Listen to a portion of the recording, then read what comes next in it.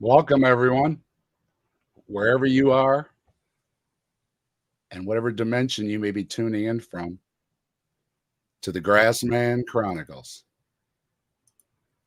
We are your hosts. Look at the trees. What's up, gang? Good to see you.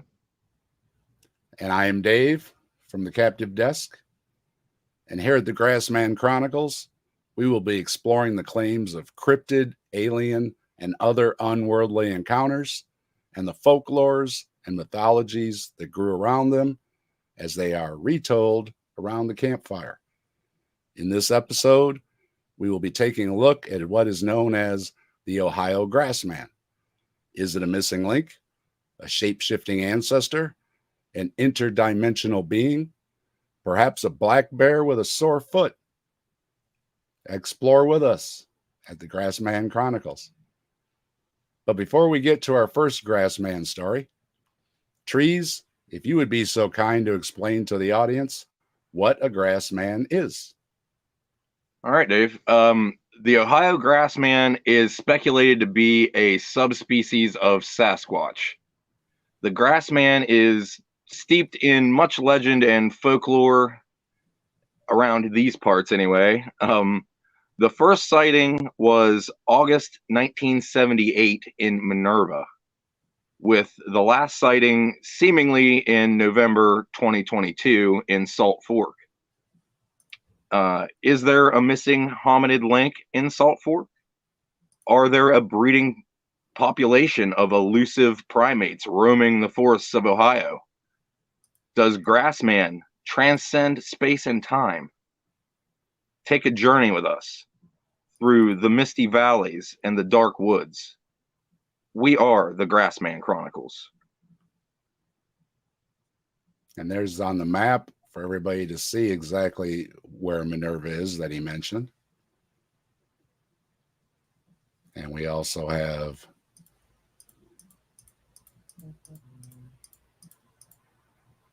a map of Ohio here. And I wanted to point out that one of the reasons that Ohio has so many sightings is we have a lot of forest. People don't realize, but when you get into the southeast over here, there is a lot of forest. And the Salt Fork Park is dead center right in all that forest there. Now, before all the modern day sightings, we thought we'd touch first on some of the old stories and see where the origins are for the Grassman.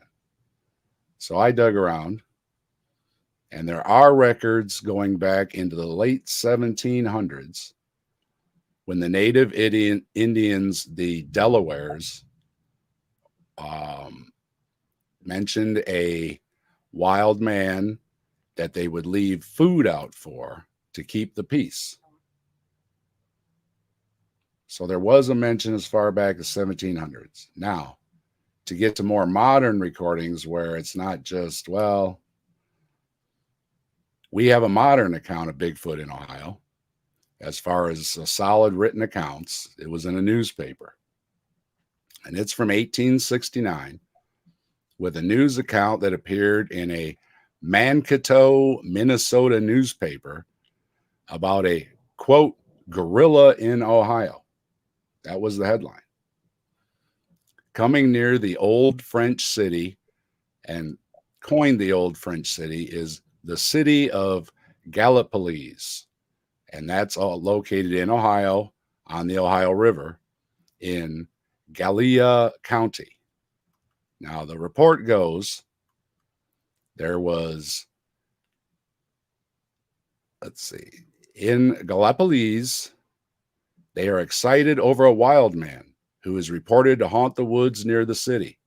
He goes naked, is covered with hair, is gigantic in height, and his eyes start from their sockets. And if you don't know what start from your sockets means, I looked it up. It means bulging from the sockets. So it's big old eyes means starting from your sockets. Now, a carriage supposedly containing a man and daughter was attacked by him. He is said to have bounded at the father, catching him in a grip like a vice, hurling him to the ground, falling on him, and they endeavored to bite and scratch and fight it out. And just as everything was going on, the daughter picked up a rock, hurled it at the head of the attacker, hit him about the ear. And that ended the attack, and the attacker wandered off into the woods. Now, before the second account, I wanted to bring up the question: do we think that in 1869 there could have been a gorilla loose? What do you think, Trees? I mean, the honest answer is I don't know.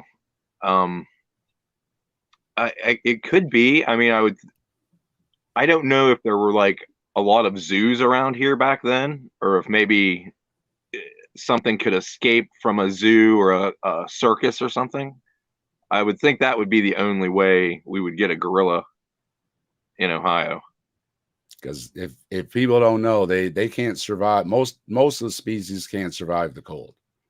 So yeah, it wouldn't be something that could survive here. And if it got out, it wouldn't probably last through our winters. So, and I think they have I could be wrong, but I think they have a pretty specific diet, like where they are. I don't think we would have the right things for them to forage and find. Well, so what do you think? Was it a mugger? It's like plus back in the 1800s or 1869, right after the Civil War, or right after the Civil War. Close to maybe some sort of fur clothing that maybe we're not aware of, or something that could have looked like a fur coat, like maybe a buffalo hide or a bear skin, something like that they're using like a tracker would wear or something. Yeah, something like that, and maybe it just looked, I'm thinking it sounds like a mugging to me, because usually somebody, in a carriage, the father and daughter, they probably look like an easy target, had money. Yeah. Well, I was also thinking how they almost described a hip toss, like a judo move. You know what I mean? Like he said, he wrapped his arms around him and like threw him onto the ground and landed on top of him. Like that's like a hip toss that you would do to someone. Like it almost sounds like they were describing like a wrestling or judo move. So it sounded accurate in the portrayal of the scuffle.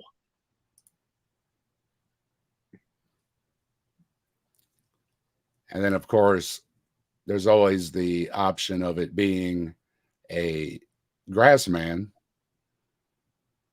That some like it's unknown critter was in the woods and attacked them. It's like, is Sasquatch a subspecies of Grassman, or is Grassman a subspecies of Sasquatch? Were the ground nesters, did they evolve into the mountainous, the ones that are in the Pacific Northwest, or are there subspecies, or is it all just one that adapts to its surroundings? Now we'd have to get an expert like Erica or somebody, but As far as I know, most primates other than humans are just not in the cold climates other than Bigfoot in the Northwest. Yeah. Well, Because cold even the climate, snow monkeys hang around the hot springs, don't they? yeah, they do. Yeah, I don't know. I'm not as well versed, obviously, as Gutsick We're, Gibbon would be.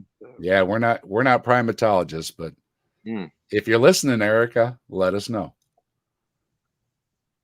All right, now the second account in the same period is, let's see, let me scroll down.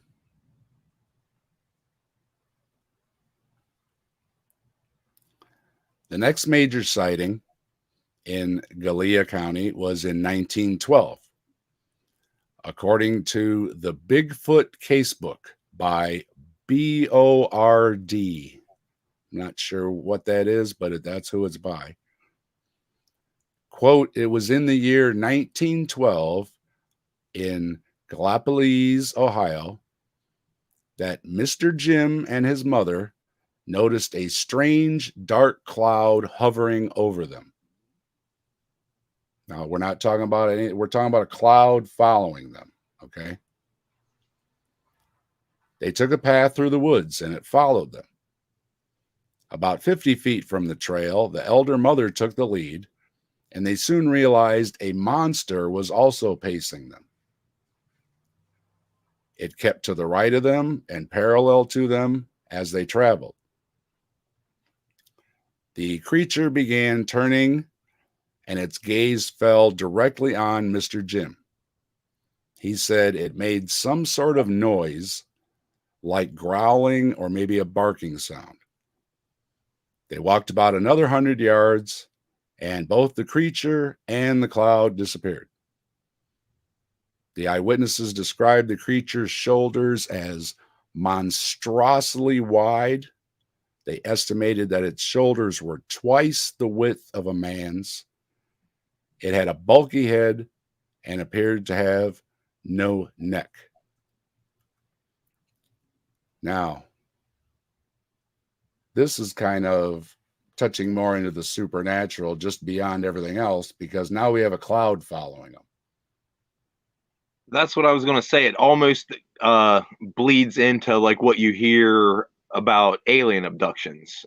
Like there'll be a light or a sphere or some glowing orb or something. It kind of gets into that realm of now there's an additional supernatural thing, or a in addition, forewarning, like with the Mothman story, that it's like a forewarning of something.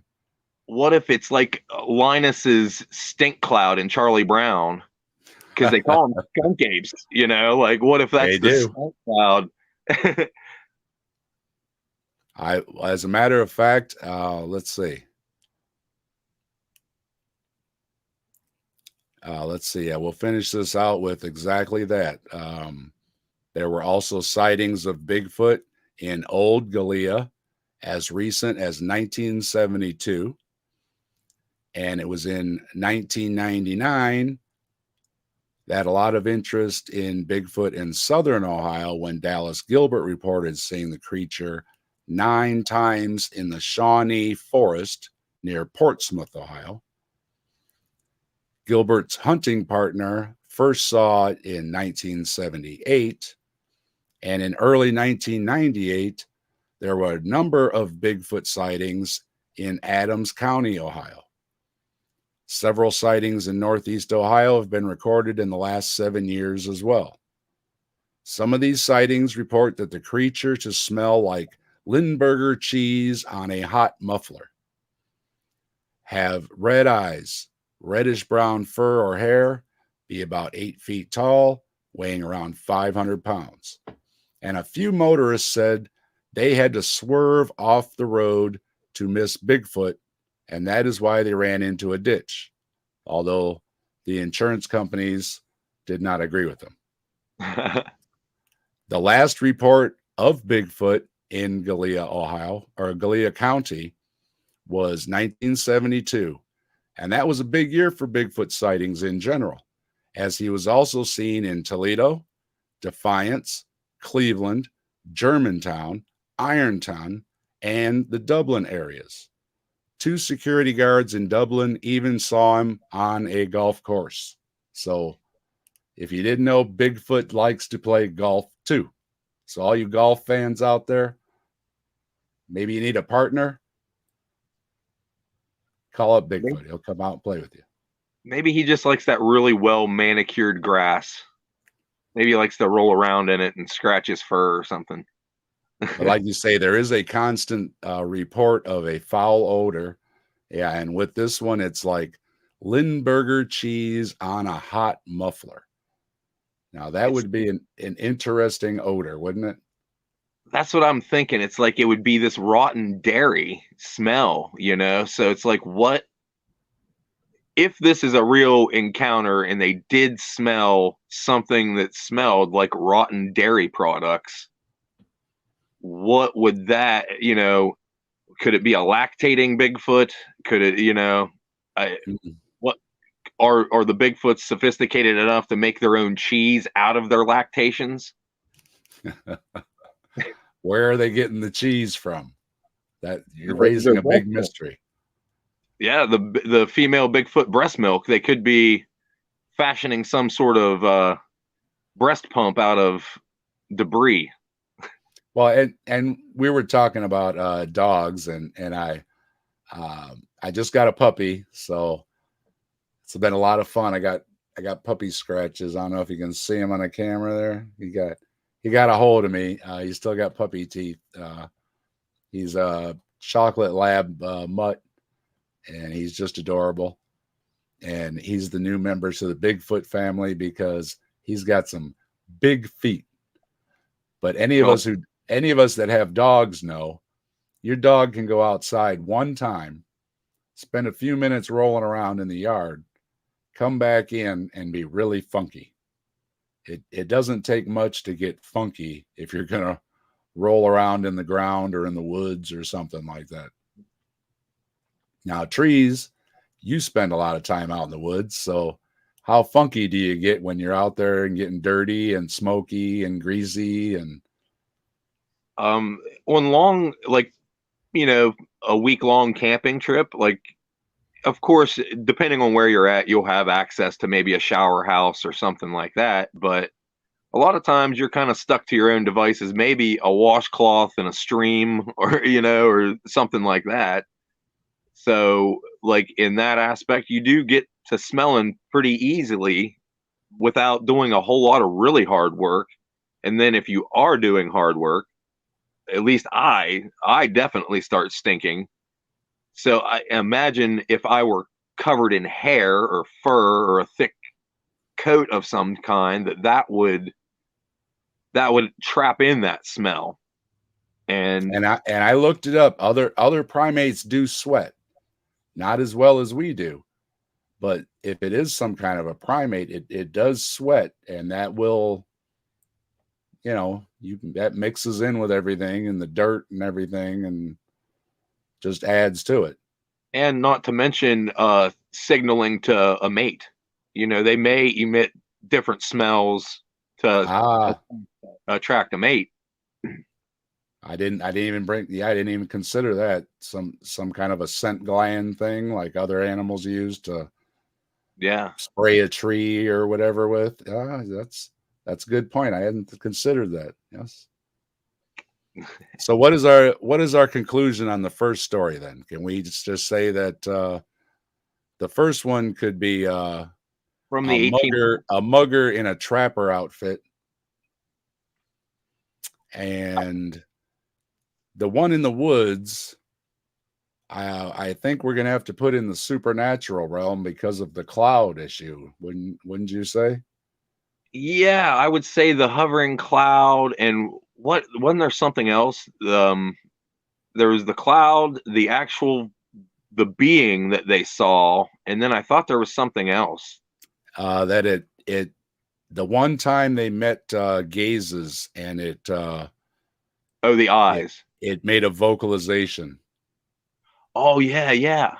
See, that I found interesting too, because its vocalization is not like what you hear of modern Mhm. Bigfoot hunters. Like, because they said it growled and sounded like a dog. They didn't Yes. say it hooped or whooped or hollered or, anything like that. So it raises questions in that area to me. Oh, you're correct. It's not in line with other reports. So we could have had just a superstitious person who noticed a cloud, and then maybe there was just a dog or wolf or coyote or something running in the woods. And I mean, possibly a cloud of insects. I've seen really dense clouds of mosquitoes and gnats and shit when I've been in the woods, and deer flies. And maybe that again, maybe that thing is just so foul smelling it has a flock of flies following it around. Huh? Okay, I think we'll wrap up our first story then. All right. And our second story then is this is a big story. There's even a documentary, and let me that's your video. Yep. Sorry folks, I haven't got the slideshow thing done yet. I'm working on it, but this is the Po Man's version, but this is a quick clip of they actually made a documentary about the Minerva monster. And it's on YouTube if you want to go watch it. Those were nice cars. Some classics.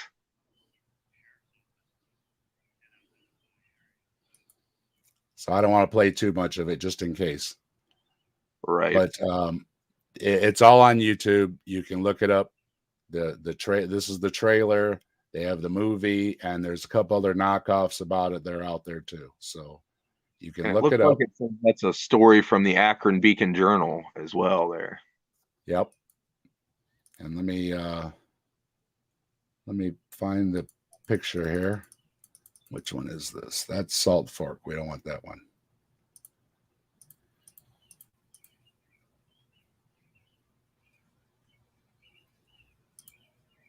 We want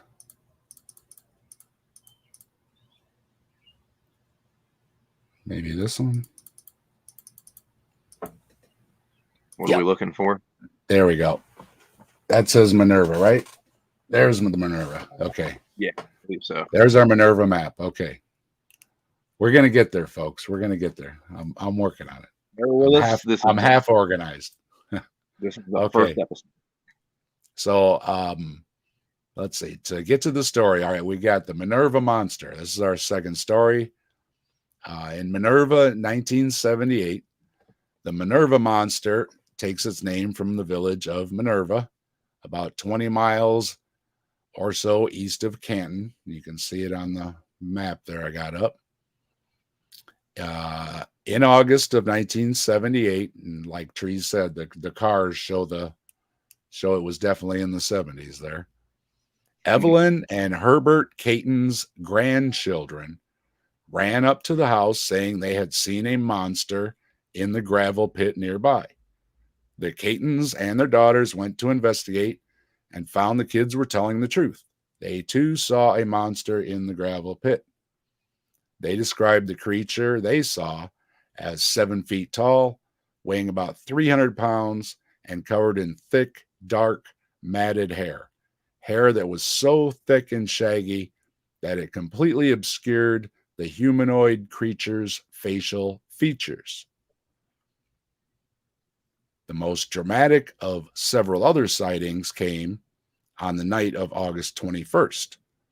The Catons were entertaining friends and family when they heard strange noises coming from the direction of an old chicken coop in their backyard. They could see something moving in the dark, and there were 2 pairs of yellow eyes there, reflecting in the light from the porch. In order to get a better look, 18-year-old Scott Patterson got into a car and turned the headlights on, which reveals the owners of the eyes to be 2 large, quote, cougar type unquote felines of some sort. At that point, a large bipedal creature, like the one from the gravel pit, stepped in front of the cats as if to protect them. The sheriff was called, the area was investigated, but no monster or pet cats were ever found by law enforcement. Although the Catons and others in the area continued to see the monster, sometimes accompanied by a pair of what were variously described as cougars or mutant cat-like creatures, or smaller versions of itself going about on all fours. The rumors of the activity east of Minerva actually began surfacing in early July and early August 1978. And, oh, wait a minute. I already hit that part. And let's see. What was I at? There we go. And then they did the documentary, and Ron Schaefer and associate Earl Jones interviewed the Catons on 2 separate occasions. During their second visit, they backpacked and spent the night in the upper woods looking for physical evidence. They came up with no evidence, nor did they witness anything unusual. So, apparently, it only shows itself to the Caton family. What do you think about that, Trees? The most striking thing to me is the claims of, it's always the extra claims that get me. It's like it's got two cougars with it now, that it's like, or it's minions, or it's their protector, or and then that leaves me to wonder, like, who's in charge? Are the cats in charge? If and this continues. There are other stories too about demon cats with different I think maybe Orange Eyes has demon cats with him or something. Well, and there is a lot of large cat reportings that happen around here, and I've actually seen what I thought was a mountain lion around here, but I'm on the farther eastern side in Appalachia. So there are mountain lions around, but it's rare to have them around here. So, but I'm 90% sure that that's what I saw. It ran across the road in front of my car, but kind of getting off topic there. But well, as far as chicken coops go, a lot of things raid chicken coops, and if you shine a light on them, you're going to see eyes, right? That would make sense to see maybe bobcats, or I suppose to adolescent cougars. I mean, shit, if looking for an easy meal, they found a cage of chickens and are trying to get their way in there, and then maybe the human factor, because maybe the cats were real. Maybe they saw bobcats, maybe their eyes got big and they thought, oh, and now the story grew from there, right? Right. Or maybe it seemed bigger than what it was, and scared them. And then they maybe started hallucinating, or you never know. When you get super scared, your brain might start playing tricks on you. But just so everybody knows, we don't have a lot of cats running around Ohio either. So yeah, they're rare, and especially you would probably find them closer to West Virginia. Like, you're going to find them more around that area, because that's where the black bears and different animals will cross the Ohio River over into this region a little bit, but they very rarely extend into central Ohio. And they're not really eating chickens either, are they? I wouldn't think. A lot of them don't see everything I've ever seen along those lines. Didn't seem to want to see me very long. They wanted to get away. Like, they weren't sticking around real long. Especially if you put the lights on and everything. And yeah, I could see maybe if it has some sort of paralyzing effect, like on deer or something, like, because a lot of times your headlights just like dazzle like certain animals, but it seems like it's usually prey animals. Like, But then most, you have the problem of everybody else that came out there. There's no trace of it. There's no tracks of cats. I mean, you figure those guys and those hunters and everything, if they saw some kind of a cat track that was out of place, they would have recognized it right off, and they didn't see anything. yeah, and if they didn't say that they got any of the chickens or anything, but like if there was an actual ape that was working in conjunction with two wild cats, that ape could tear apart a chicken coop. You know, it could get to the chickens. So I would think you would think they would have walked out into that scene, you know, an ape ripping some chicken wire and the cats getting the chickens, or, you know, something along those lines more And that, than. I don't think that would ever happen actually in the Oh, wild, though. I mean, no, those kind absolutely of not. collaborations just aren't seen on that kind of scale. No, interspecies cooperation is either so rare or non-existent that we just don't really see it that often. So we're left with back to, why is it only this family? Is this family haunted by a monster or type thing? Because it doesn't seem to leave a trace. And even though they say that it keeps showing up, because these are repeated things, it keeps coming back to their house, the same house, when anybody else is there. And they even spent the night camping, and I'm sure they had cameras and everything. Yeah. Nothing. There's nothing when anybody else is around. Oh, I think I just misspoke, because I now kind of remember hearing that baboons were starting to use dog, or like kind of domesticate dogs in a way. Like they would use them to help protect their babies and shit like that. I think, unless I'm misspeaking on that, but I think I read an article in like National Geographic that baboons I think in Africa is where they're at, were actually using stray dogs as pets and as, I guess, protection. So they may, you know, maybe there's some interspecies cooperation here and there, but it's very, very, very rare. We'll give that a maybe. Yes, A maybe at best. Very slim maybe. And then otherwise, yeah, I mean,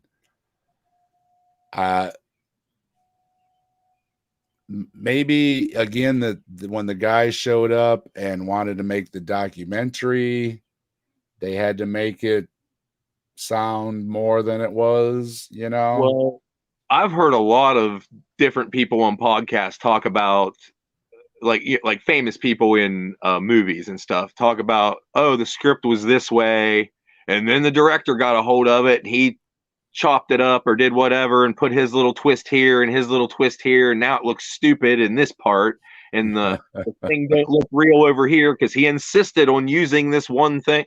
You hear that all the time. So maybe this dude came there with a thing in mind that he wanted to portray. It's possible, because that my son and I did a little video on the Amityville horror, and that was the Amityville story, that maybe there was a little something spooky, but once they started talking to the writers and the movie producers, they just don't want a bump in the night. They want something to write a book or make a movie on. Well, maybe there was this, and then maybe there was, and then when it came down to it, a lot of what they said were all maybes that basically got pressured out of them to make a bigger story. So even if you give them benefit of the doubt that there was a bump in the night in the house, everything else was exaggerated. Yeah, he still like executed his family, didn't he, or something like that? Well, that was the original story of the house, that there was a killing in the house. The Lutzes, when they moved in, I think they just capitalized on there was a ghost in the house, because people have lived there since, and it was just on the market recently. They renovated it, and they changed the address to keep people from coming in, and because too many people were taking pictures and all that kind of, and it was it's a definitely quiet an little iconic, neighborhood. it was an But iconic house, like the old Psycho house. and nobody's ever had any problems, and all the reports that they claim that they had witnesses, like from the priest and the police and all that, those were all made up. There were no outside witnesses to anything that they were saying. Yeah. But it scared a lot of us. I read the book and watched the movie, and those little pig eyes coming in the dark, and it gets you. It Yeah. creeped you out, So as far as that goes, as a horror film, it was a success, but it didn't really happen. So okay, and then we are, let's see, right on time. In fact, we've got 2 minutes to spare, Trees. We're 2 minutes ahead. So before we get to our last story, why don't we take a quick look here and say hello to everybody? I see Carrie Ann. I see Logan. I see Brian Stevens. Glad everybody made it. Carrie Ann, Logan, Brian, thanks for joining us. Got YouTube Punk. Punk's out there. Good to see you. Pragmatic Crystal, always a pleasure. Good to see you, Pragmatic Crystal.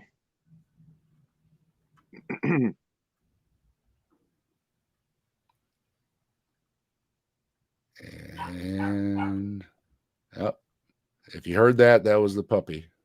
I'm sorry. Oh. Needs to voice his opinions on Grassman. He's been pretty good. And we got Gurr in there. Hello, Gurr. Good to see you. What's up, Gurr?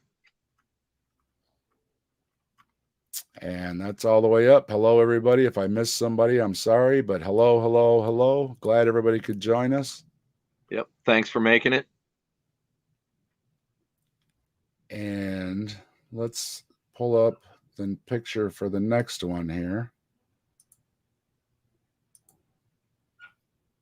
I believe this is it. Yep. That's Hosak's Cave, I believe. There it is. And before we talk about the park here, I've got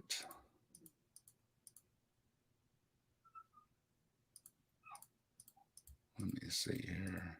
Nope, I think I went past it. Okay. 1 second. That was it with the water. That was yours? I think. Yep. All right. This is Trees and Dingo out there in this area that we're talking about. So we'll have a quick look-see here. And don't forget, if you're not subscribed to Trees' channel, go subscribe. Link to his channel's in the description. He goes out on these hikes and he does a lot of different videos on how to build a shelter, how to build a fire, those kind of things. So go check him out. And actually on this hike, and I'll point it out when I get to it, there was a hissing coming from a big hole in one of these rocks that I was on. And I turned around and pointed the camera back at it after I crossed. I think it's right here. I'll walk across it. And I've also heard from the Bigfoot hunters that Bigfoot will mimic noises. He'll make noises of frogs and other animals. And it's right here. Dingo even looks down the hole whenever I think I turn around here and walk back.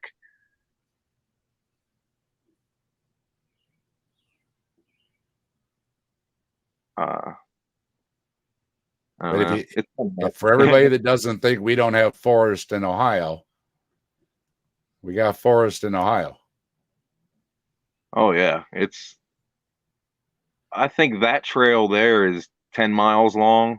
It's a horseback trail.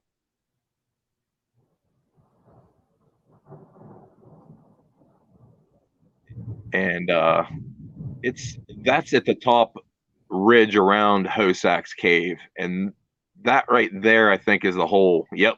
Because she starts looking at it weird. there's something hissing down in there. And then I cross and I turn back around and look at it. And I was trying to see what it was. And then I thought it was a snake. So I just wanted to get away from it at that point. Probably But wise. Probably a never- wise decision, just in case. Yeah. Grassman might have been in there hissing at me. And I played right into his plot and I ran away. Yeah.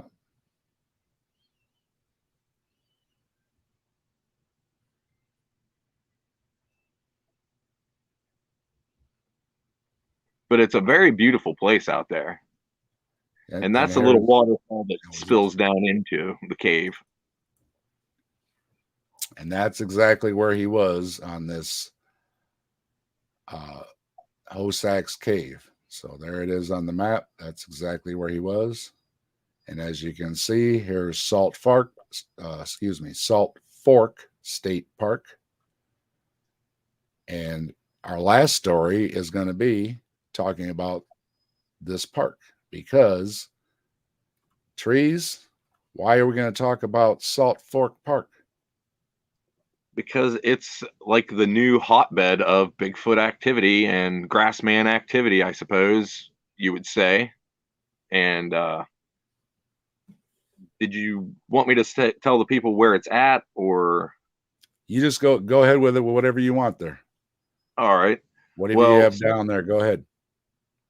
Salt Fork State Park is in eastern Ohio, located at 14755 Caddis Road, Lore City, Ohio, 43755, which coincidentally it's named Lore City. I thought that was kind of fitting.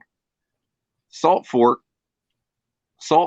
features, Salt Fork's featured attractions are the lake, of course, densely forested hills and valleys, open meadows, large rock outcropping features, as you saw in the video there, caves, and wetlands. The lake has 2 marinas and 8 launch ramps for boats or kayaks. Hikers will have a vast trail system at their feet and toes. There's also the historic Kennedy Stonehouse, an 18-hole golf course, a full-service resort lodge, deluxe vacation cabins, and a large campground with a primitive tent-only section where you may find me and the dingo. So that is the basic rundown of Salt Fork State Park. Yeah, and if you see on the map, there's water going all the way around. I mean, it's huge. So yeah, if you've got it all, like he was just listing off, you've got it all. So yeah, if you're in the area, sounds like a great place to visit. And like we said, it's very squatchy. So yeah.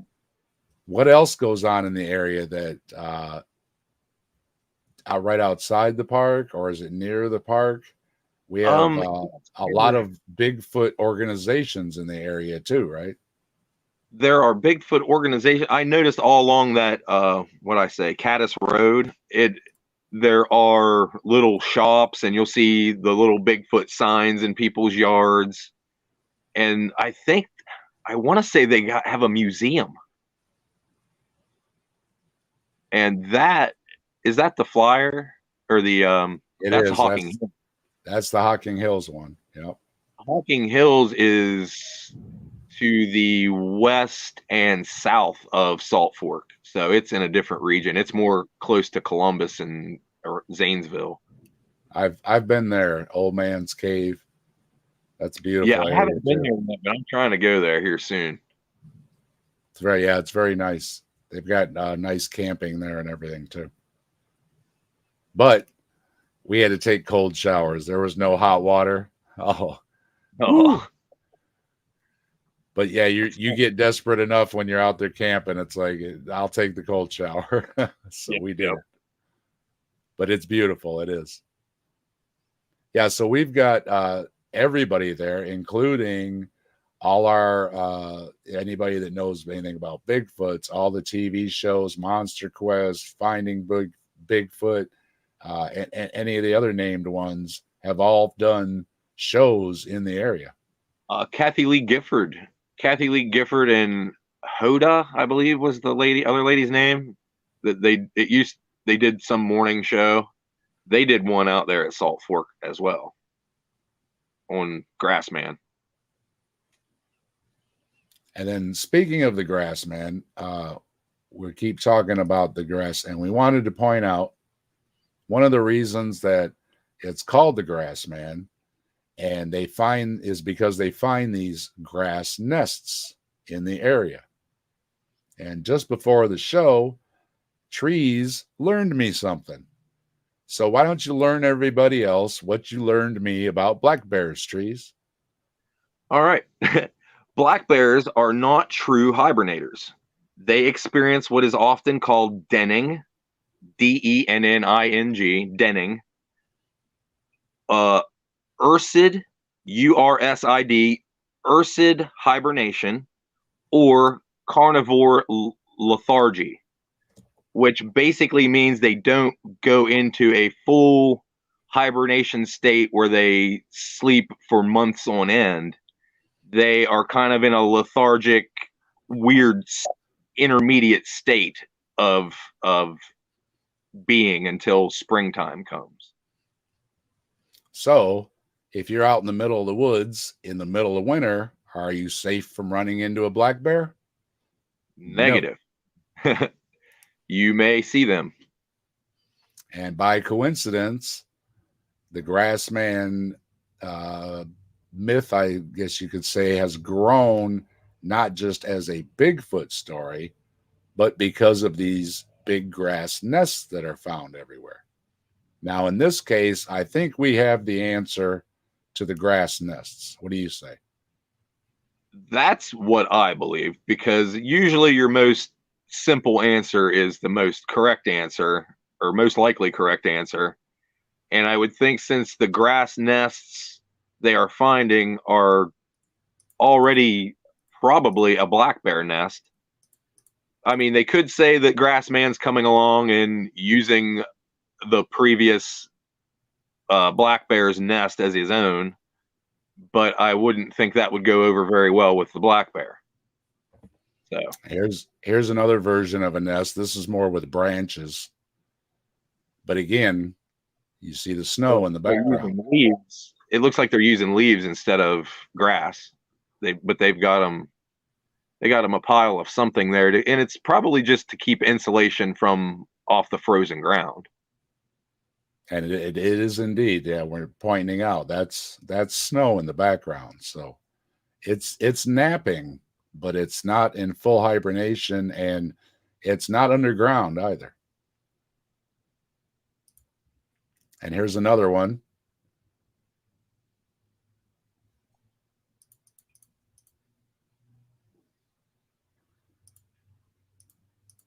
And I'll get to these pictures here in a minute, but I wanted to show this one because that's babies in there. Yep. Little baby black bears. Which I've actually got to hold a couple at a zoo before, and they are adorable. I bet they are. Little fur, well, big fur balls, I guess. Yeah. Mm-hmm. So I think as far as the grass nests, I think we have just a misunderstanding, because as Trees and I were discussing it, and I had no idea that black bears didn't hibernate. So maybe people just don't realize that. If a black bear, or any bear for that matter, hurts its front paws, steps on a nail, or whatever, they will walk on their hind legs. So it is not uncommon to see a black bear with sore feet walking on its hind legs. And I wanted to point this one out because it was adorable. They found this black bear under their porch, and they figured, he's fine, and they just let him stay there. So yeah, it looks like leaves, and he's making do. He made a nice little nest. In that state of lethargy, he's not going to get too active. He's not going to get too wild with them and try to hurt anybody. He just wants to be out of the rain. Yeah. And you still always want to stay a very far distance away from them. They are wild animals. They're cute and adorable, but they will eat you. Yes. Please don't mess with the wild animals. Even the smaller ones can be dangerous and bite you. Keep your And if they're distance. small ones, mama's probably somewhere, and she will not be happy with you messing with the babies. And if you need to see them that up close, you can get a pair of binoculars or something, and you can zoom right in on them and count how many hairs they got on their head. But yeah, let's keep your distance because they will catch you really fast. And climbing up a tree is not always safe either, because what do black bears do? They climb trees. And they are and just bears in general, like at least big cats will kill you first. Like they are ambush predators, and they will usually bite you in the back of the neck and put you out of your misery. A bear just starts eating. Usually when you find hikers that have been killed by bears, their lower extremities are eaten off and they have died from blood loss. They didn't die because they got finished off. They died being eaten. So you don't want to be attacked by a bear because they're just going to start biting chunks off of you. You are a meal. Yep. And I wanted to touch on these these are supposedly some of the best pictures of the Grassman. Now, Trees and I were looking at them a little bit beforehand, and we were saying, first of all, they're really lousy pictures, but we wanted to show them to you anyways because these are supposedly the Grassman pictures that everybody brings up. So here's one, and it's really hard. You see a little bit here and a little bit here, but it's pixelated. I don't know. This is a bad picture. Like I was saying, like how much is the human eye making a pattern and saying that could be a bump on a tree, right? Right. Or a tree behind a tree behind a tree with a couple different, you don't know. It's a bad picture. It's a bad picture. Now this one's a little better.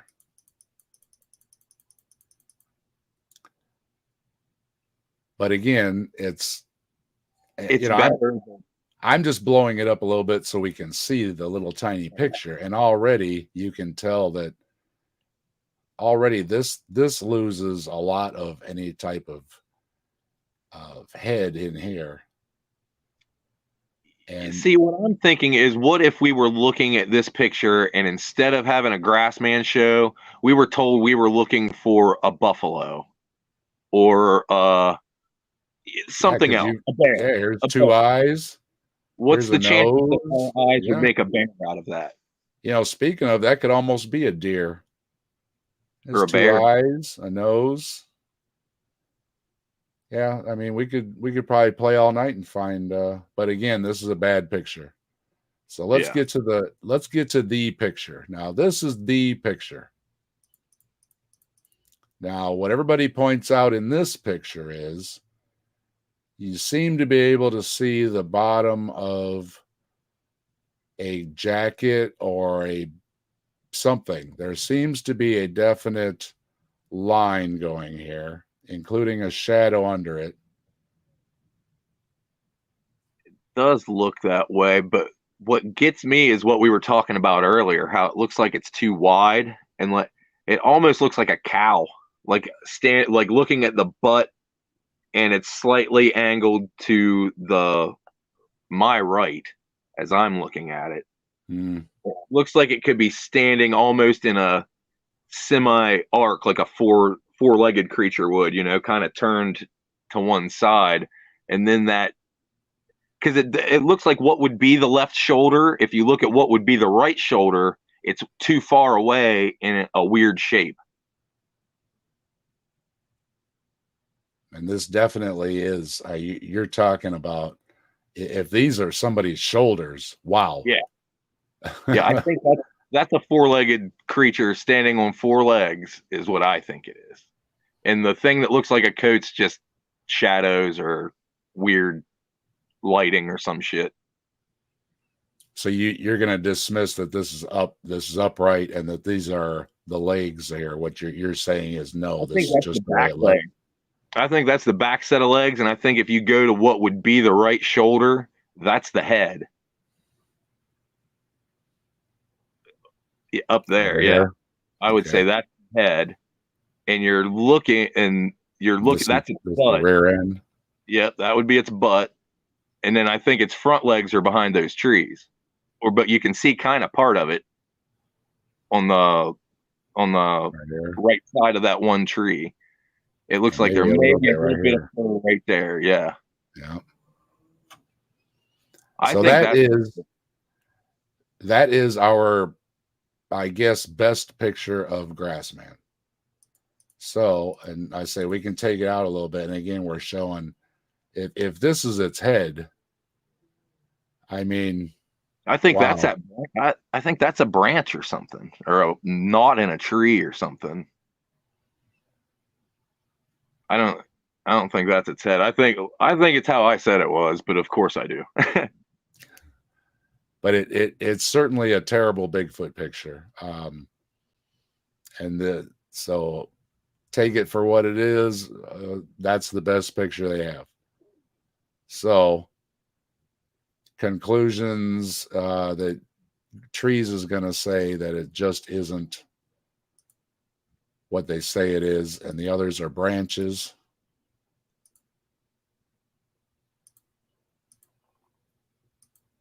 Yeah, I think to me that looked like a four-legged animal standing at like a what is an oblique angle. I might be getting over my skis there with the language, but it's standing at an angle and kind of like And this picture here, I think, is awful too, because I don't think it's anything but a shadow.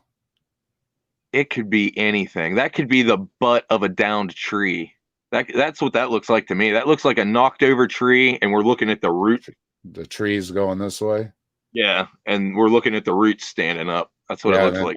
and that's just a shadow. That's what I'm saying. And it Yeah, so happens it's in the shape of a head and shoulders, but I think that's a downed tree.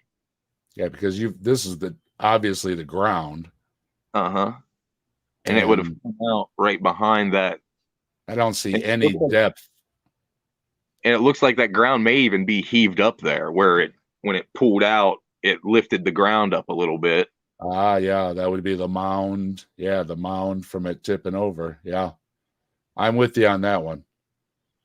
So I guess you could call this the second best picture, but I think it's a really terrible. I think this is even worse than the other one.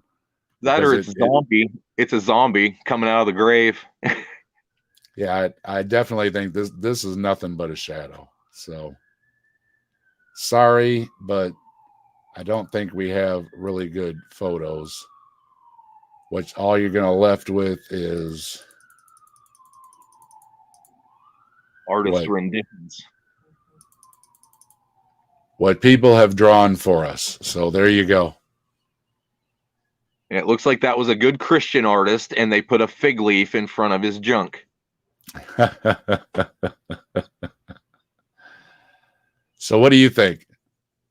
Is there a large primate running around in your area, or are they black bears nesting?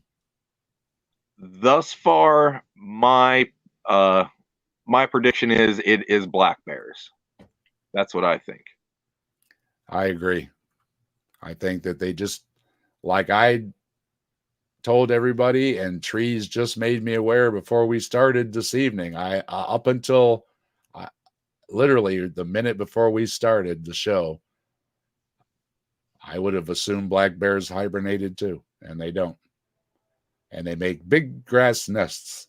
So your grass And man, the lethargic behavior would also lend to why people are getting pictures of them, and maybe they're usually they would run away, but in that state of lethargy, maybe they're just not so quick. that would make sense. Yes. So I think that for the large part of these sightings, we are going to say they are black bears and they are black bear nests. For the supernatural claims, a couple of those we have to leave in the supernatural file because We just don't know what kind of cloud was following these people around on that day, or what it was, or if it even happened. And the old accounts, I think the natives leaving offerings to a wild man.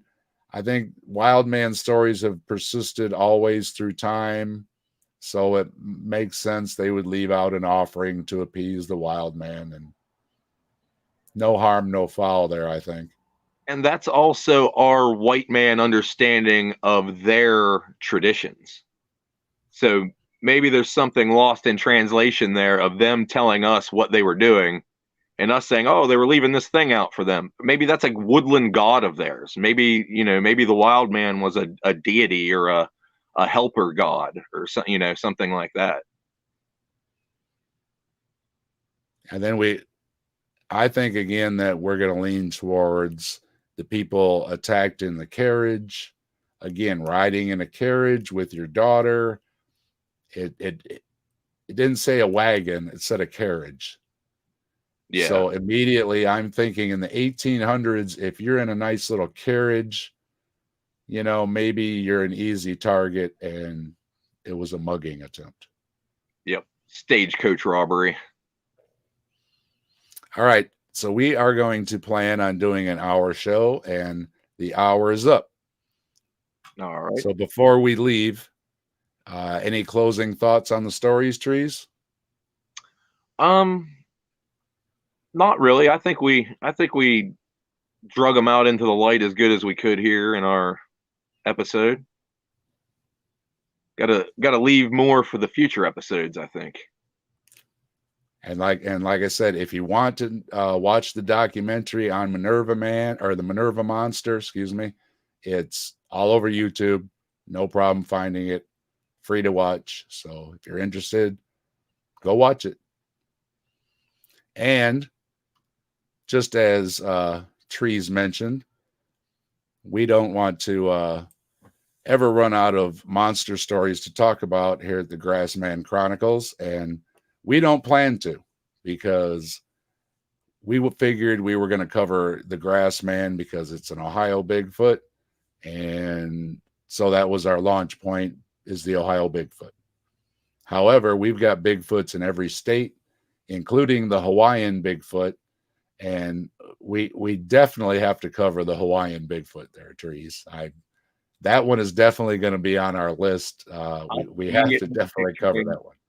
I'm picturing the Hawaiian shirt.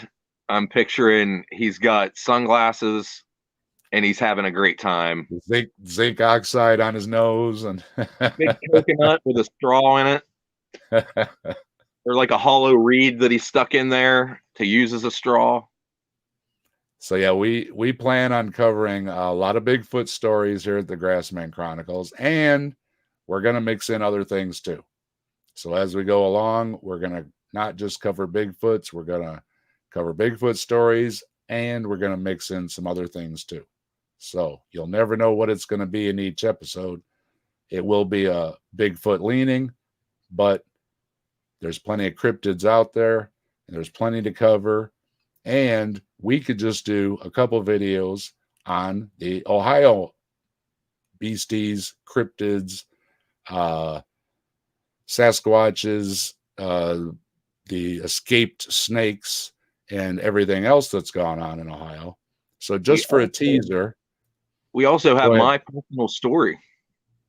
And we're going to have Trees in a future episode is going to discuss his little journey and what would you call it? Encounter with Bigfoot. And you were with friends too, right? Yes. That's going to come in a future episode too. So stay tuned for that. And I wanted to mention some of these are just in Ohio before we even get to other states, before we even get to other countries, and before we get to other planets and other dimensions. Just in Ohio, we have what I already discussed is the Minerva Monster. Let's see. We've got Bessie, the Lake Erie Monster. Yep. I've got the list here as soon as I pull it up. Okay. We have the Loveland Frogman. When you're riding on the Loveland bike trail, be careful of a large bipedal frog. We've got the Crosswick Monster. Southwestern Ohio seems to be a good climate for upright walking lizards and amphibians. We've got the Melonheads in Cleveland. People in the Cleveland suburbs of Kirtland and Chardon have told stories for generations of human-like creatures with large heads, they call them melonheads, and blame the government for unleashing them on northern Ohio. That's We've amazing. got a Mothman in Gallipolis, and if Bree's listening, I'm sure she'll be very interested in that. We've got the Cedar Bog Monster, which seems to have arose after some kids went missing in a bog. It was a sad story. They didn't find them. We have Orange Eyes, not to be confused with another monster in the area at Charles Mills Lake. Orange Eyes is one of the more terror-inducing cryptids you can find in Ohio, reported to be more than 11 feet tall with orange eyes, and it lurks around Mansfield, Ohio. We've got the Charles Mills Lake Monster, which is a 7-foot tall, armless humanoid that some boys found or ran into one day. And they said it also had glowing green eyes and massive webbed feet. And as Trees mentioned, we have the Bessie Lake Erie Monster. And I thought this was just something people made up recently, but the Bessie Lake Erie Monster story goes back to 1793. Wow. We've got the Crosswick Monster, which is apparently some kind of a big snake. And it drug one of the boys away, but let go of him, and he was all right. We have a dog man. And if you don't know, Michigan is famous for their dog man. Well, I guess we either have one too, or the Michigan dog man visits Ohio. It's kind of like a werewolf, 4 to 6 feet tall, very muscular, with pink or gray skin. And then just because you never know what's going to happen in Ohio, in 1944, a circus train car tipped over, and they dumped all their snakes into the countryside. And they recovered them all except for one. So for one summer, everybody in the area down in southern Ohio was terrorized by a 20-foot python running loose. And not really a cryptid, but if you ran into a 20-foot python, you probably would have a bad day. Yes, it could theoretically eat you. It could definitely bite you, and definitely if it was in the water, it look a lot bigger than it actually is too. I mean, 20 feet, if that had to be a very girthy python, like that thing could squeeze the life out of you, I'm sure. So for everything else, that actually happened, and that is a real animal, and that is a really dangerous animal. And like Trees mentioned before, if you did see a snake of that size, leave it alone. Of any size, really. If you don't know what kind of snake it is, get away from it. Do not mess with a 20-foot snake. That's not a good idea. And that is going to wrap up our show. That is our stories for the evening. And Trees, what do you think? Any teasers on for what's to come? Or are we gonna keep them guessing until the next show? What do you think? We could tease. Maybe I will do my story on the next one, and we'll just keep them guessing for the rest. But I would like to thank everybody who showed up. I can't really see the chat, so thanks, gang. I'm glad you guys made it, and I hope you enjoyed it. And I too want to thank everybody. I see AR's here, And yep, Brian and Logan and Carrie and Randy and Gurr and Logan, and let's see, one more roll through, I think, and did I get everybody? I think. Yep. Yeah, appreciate everybody showing up. I hope you enjoyed it. And so the plan is that we are going to talk to Trees about his experience then in the next episode. And we'll throw in a couple other stories too. The plan right now is to do it once a month at the end of the month. And if schedules change in the future, maybe we'll throw in a few more shows. We'll see how things go. But we wanted to get things rolling, so we got it rolling. Here's our first show. And I hope everybody let's see. Should we call it? Let's get the book here.